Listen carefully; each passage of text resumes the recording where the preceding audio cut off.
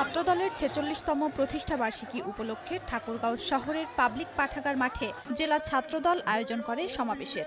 এতে ভিডিও কনফারেন্সের মাধ্যমে যোগ দিয়ে বক্তব্য রাখেন বিএনপি মহাসচিব মির্জা ফখরুল ইসলাম আলমগীর। কোনো চক্রান্তে মাথানত না করে জনগণের সরকার প্রতিষ্ঠায় নেতাকর্মীদের এগিয়ে যাওয়ার আহ্বান জানান বিএনপি মহাসচিব। বলেন, ছাত্র জনতার আন্দোলনের মুখে সরকার পালিয়ে যাওয়ায় নতুন বাংলাদেশ গড়ার সুযোগ সৃষ্টি হয়েছে।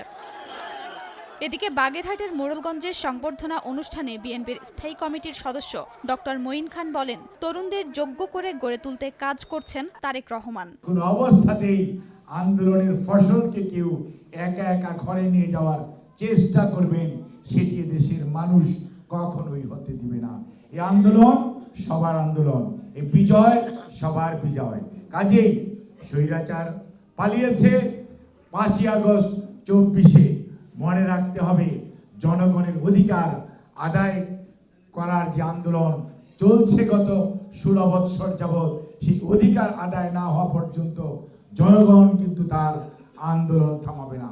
এদিকে দিনাজপুরে শীতবস্ত্র বিতরণ অনুষ্ঠানে দলটির স্থায়ী কমিটির আরেক সদস্য ডাক্তার এজেড জাহিদ হোসেন বলেছেন, আন্দোলনের ফসল কেউ একা ঘরে তুলতে চাইলে জনগণ সেটি হতে দেবে না। যারা আমাদের উপর অত্যাচার করেছে, যাদের মধ্যে দেশপ্রেম নেই, আন্দোলনের মুখে তারাই পালিয়ে গেছে বলেও মন্তব্য করেন বিএনপির এই নেতা।